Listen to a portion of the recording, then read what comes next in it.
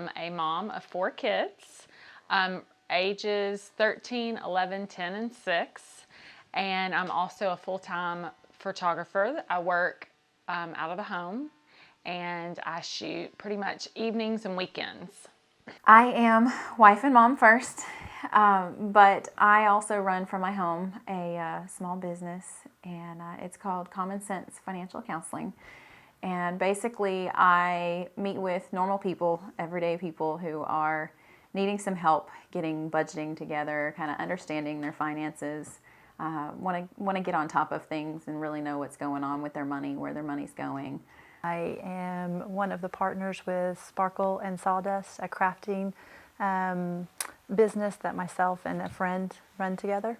I am married and I have 2 children, 2 little girls, ages 5 and 6.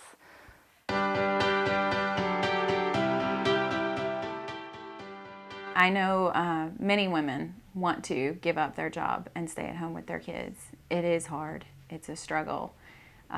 I've worked and used a nanny, and we both were working full-time, and it's hard to go from 2 incomes to 1. And some of the people I've worked with, that was their goal, was how do we get our finances to where we can survive on 1 income. I love it. It's not easy at times. It is financially tight. We have to really work on keeping our expenses at a minimum so that we can afford it. But I definitely feel privileged, definitely. I do feel very privileged to have been able to stay at home with my kids. It was a sacrifice to our family. We were used to 2 incomes, and we had to cut back and find ways to make it work and cut coupons and do all those things. But it was more important to me to be at home than it was to have extra money. But I do feel privileged that we figured out a way to make it work, because I wouldn't trade the time for anything. I definitely feel privileged to have the opportunity to stay at home because, like you said, so many women would love to do it, and fortunately I am allowed to do that, so it's a blessing, and I do thank God for that. I try not to take it for granted. I try to remind myself how privileged and blessed that I am to be able to stay at home with my little ones.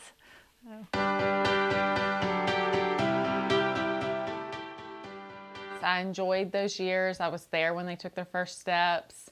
I was there when they did the first everything. I met friends at the park, spent lots of time with them, just establishing relationship, and was just really able to just have a firm foundation for my kids. I met their needs. It wasn't anyone else meeting their needs. I was changing their diapers and feeding them and taking them places. It was all, they depended on me, and it was just really a sweet way to develop a depth in our relationship. Being able to stay at home with my boys, getting the hugs and the cuddles throughout the day, and kind of seeing the landmark moves that they make, and seeing them talking and walking and all that kind of stuff, and it's great. Notice, when they do something funny, you're there. That's normally throughout the day. And just for instance, during Christmas, my daughter, the 6-year-old, is asking me, how to spell different things. And I wasn't really paying attention, but I'm telling her how to spell, dog and treat and just all the different things. And then she goes on her way, and then I come back and I'm cleaning up around the house, and in front of the fireplace I find this note to Santa that has, she wants a dog, she wants a dog treat, she wants a dog bed and all that. And that's just sweet. I would miss that if I were at work. I wouldn't have got to see that.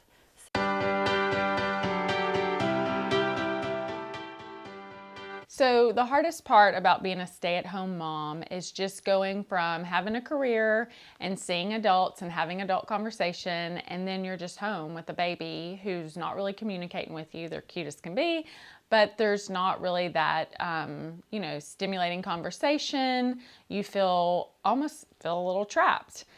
So you have to really just find ways to get out there, play groups, meet with other moms that are in the same situation that you are, and just find avenues for activity. My girls are 13 months apart, so I had a newborn and a 13-month-old at home. So initially it was challenging to go from a position where I'm out talking to people all the time to having two small children at home and really never leaving the house. But now I love it. I wouldn't change it for the world. It's great to be able to spend that time with them. You know, it's hard being a stay-at-home mom. Sometimes you feel like, well, I'm not contributing. So it is really hard when you feel like, okay, well, we use the most resources of the household here at home, but yet I don't feel like I'm contributing financially. So that's, you know, it is a struggle. You have to realize all the work you do at home. And many times, you know, you realize that if you go to hire a maid or you hire someone to help you, you'll realize just how much money you're saving. So, but it is hard, you know, sometimes you think, okay, well, what's going to happen to my career? You know, is this really going to hurt me on my resume? I'm going to have this massive gap, you know. It just depends, you know, what career you're in. You have to weigh the pros and cons.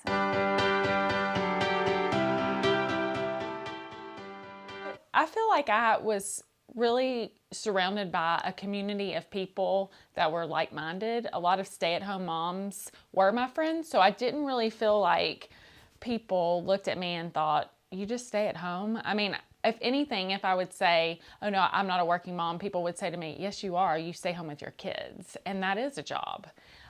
So I didn't feel any condemnation from others as far as the decision that I made. I feel like people respected the decision that we made as a family for me to stay home. Can ever you need to put yourself in somebody else's position, but you can't do it until you're obviously in that point in your life. But just like I said, just everything that we do, every errand that we run is with our kids, and it just makes everything a lot longer and more difficult. So, but like I was that mom that looked at the working mom and said, I don't know how you don't have time, you know, to clean your house and do the laundry and go to the grocery store. You know, I work full time and I have a child. So, but now I understand it's a lot more difficult than you think. I have had questions, you know, from people, okay, what were you doing here, you know, and it's hard to say, oh, I'm staying at home, you know. I have a lot of support, but I have had friends, you know, acquaintances look down on me, just, oh, well, all you do is stay at home and eat bonbons all day, you know. No, you know, if you're around my 3 kids, you'll know that alone is a job in itself, and then trying to take care of a house around it, you know, I stay plenty busy.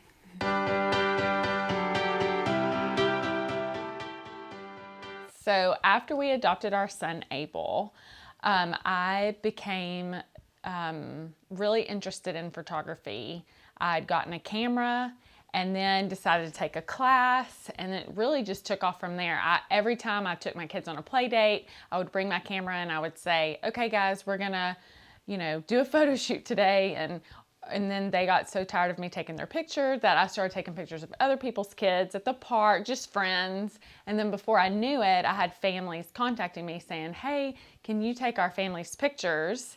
And it really just came from that. It just began to, people started, that I didn't even know, started calling me, asking me, hey, I've seen your pictures. Can you take our family's pictures? And so it just took off from there. I have always loved to create, to build, to paint, to decorate, to sew, anything like that. And in the past, when I was doing this, I would always do it like as a gift for a friend and just give away. And everyone's like, "Oh, you should sell that. You should sell that." And I thought, "Oh, no, no, no. I mean, thank you for saying that, but you know, I'm just not at that point." And then I had an opportunity through a Facebook web page to post some of my creations and sell, and they did a lot better than I expected. And then from that, we were, myself and my partner were invited to do a craft show. I had started a small business in February of last year and registered for a name and all that stuff. And then I kind of just did little things on the side, like I'd sew, like a friend or someone, like my hairdresser actually was my first client, and she said, "Oh, that's such a cute outfit your daughter has." And I said, "Oh, well, thanks." And she said, "You sew it?" And I said, "Yes." And she said, "Oh, can I order something?" And I was like, "Okay, like I'll try this." So she did, and so she has bought a few things, and then like just random little things. But I did the same thing. I would make gifts for people. usually is how I did a lot of things. I didn't typically sell, but I did start to do that just a little bit on the side. So, So her business was called Button Tree, and then Yes. we were asked to do a show. Actually, I was asked to do a show, and and they said, give us your business card and we'll put it on the invitation, or give us your business name, we'll put it on the invitation.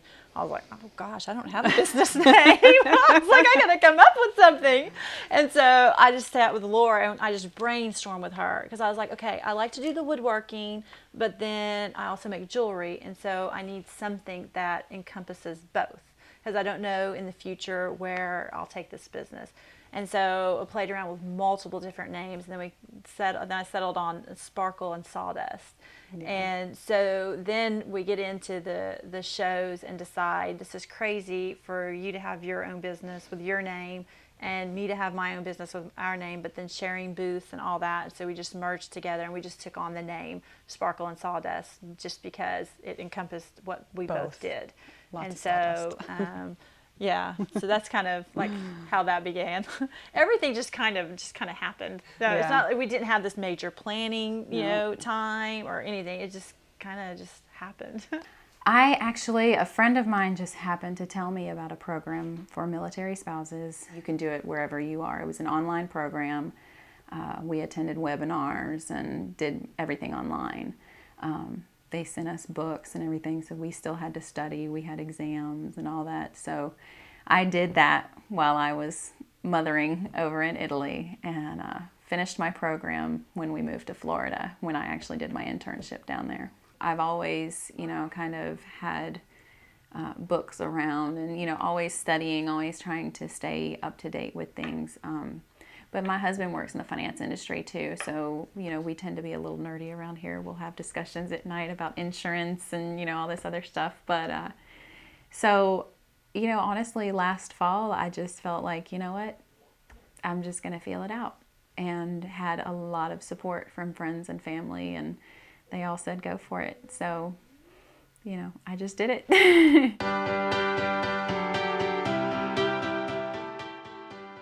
Well, there's this great thing called Facebook. And so through Facebook, people see, you see pictures and people are tagged in them. And so they'll click on the picture and that ends up putting them on Anclet Photography page. And then from there, they'll message me and tell me that they'd like for me to do their pictures. I have a website, so people can get to the website through Facebook, and then they end up just contacting me through email or via the phone, and then we set up an appointment. How do people get in contact with us? They various different ways. Word of mouth, and someone will get my cell phone number from a friend who has it. Our main way to contact us is through our Facebook page. We have a Facebook page, Sparkle and Sawdust, and you can contact us through that. And then just at the craft shows too. But it's mainly more actually just word of mouth, and somebody gets an email address or a cell phone from a friend. So it's generally how people contact us. I had a few friends. I kind of just felt them out. Hey, what do you think about this? Do you think this would be a good idea? Do you think this is something people will want? And most of them, the easiest way to keep up with people for me is Facebook. So I started a Facebook business page, and got a lot of hits and interest on it. And so I haven't marketed at all, and I don't even have a handful of clients yet. But right now they're keeping me busy in the little time I do have. So.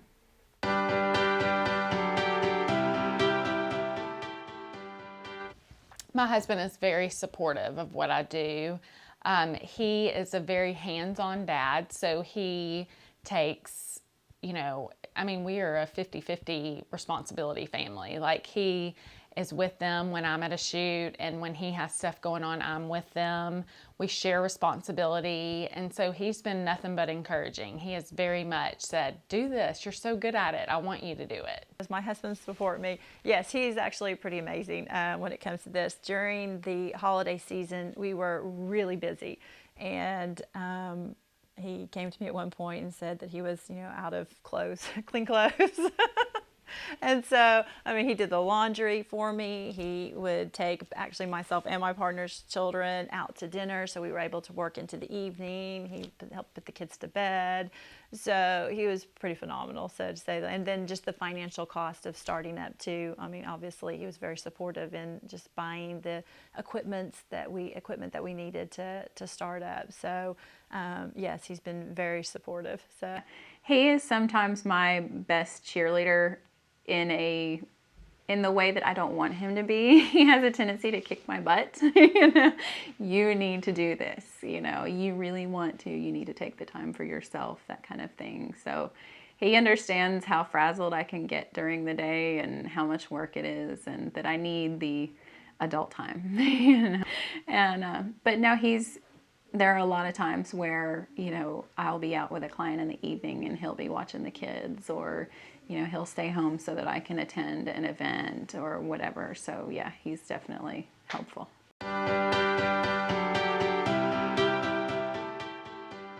Most of my photo sessions are in the evening, and it's usually like right before dinner. So I just have to think ahead as far as like where we're going to eat that night or what our family's doing. My husband and I are in constant communication about where I'm going to be. I try to not work every day.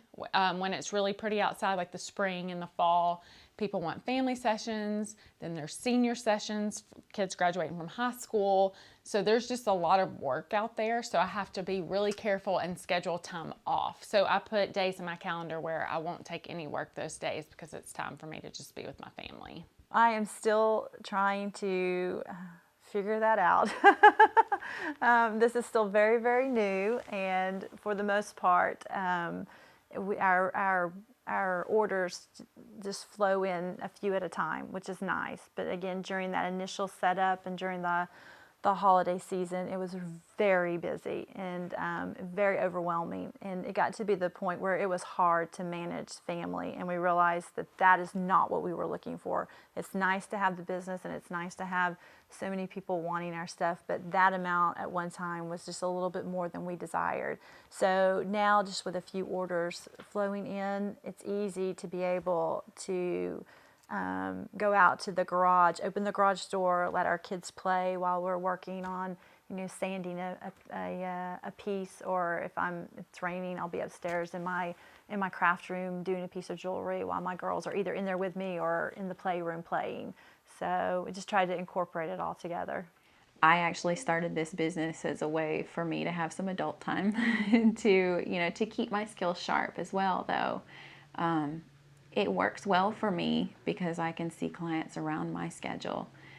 Most of the work I do here at home anyway, so I can have the kids, you know, running amok around me, and it's just not a big deal. And then I can just get a sitter, you know, when I have to meet with someone. So it works for me, and it actually will, you know, keep me in the industry as well.